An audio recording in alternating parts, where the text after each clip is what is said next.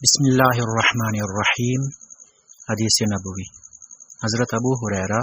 رضی اللہ عنہ بیان کرتے ہیں، رسول اللہ صلی اللہ علیہ وسلم نے فرمایا، جس شخص نے علم کے بغیر فتویٰ دیا تو اس کا گناہ اسی فتویٰ دینے والے پر ہے، اور جس شخص نے اپنے مسلمان بھائی کو کسی معاملے میں مشورہ دیا حالانکہ وہ جانتا ہے کہ بھلائی اور بہتری اس کے علاوہ کسی دوسری صورت میں ہے، تو اس نے اس سے خیانت کی۔ حدیث پاک میں دو کاموں سے منع کیا گیا ہے۔ ایک کام بغیر علم کے دین کی بات بتانا، یعنی دین کے بارے میں معلوم نہیں ہے لیکن اپنے پاس سے بتا دیا ہے، خود سے اندازہ لگا لیا ہے اور دوسرے کو بتا دیا ہے، ایسا نہیں کرنا چاہیے۔ دوسرا کام جس سے منع فرمایا گیا ہے وہ ہے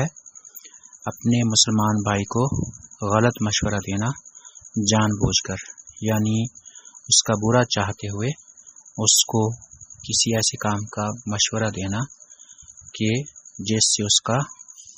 برا ہو سکتا ہو۔ نبی علیہ الصلوۃ والسلام نے فرمایا کہ اگر کسی شخص کو کسی دوسرے نے اس کے پوچھنے پر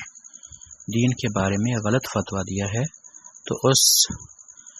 پر اگر وہ شخص عمل کرے گا، یعنی جس کو فتویٰ دیا گیا ہے، تو اس کو گناہ نہیں ہوگا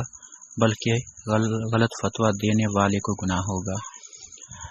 اور نبی پاک نے فرمایا کہ جس شخص نے اپنے بھائی کو یہ جانتے ہوئے کہ اس چیز کا مشورہ دوں گا تو اس میں اس کی برائی ہے، پھر بھی اسے اسی بات کا مشورہ دیا تو اس نے خیانت کی۔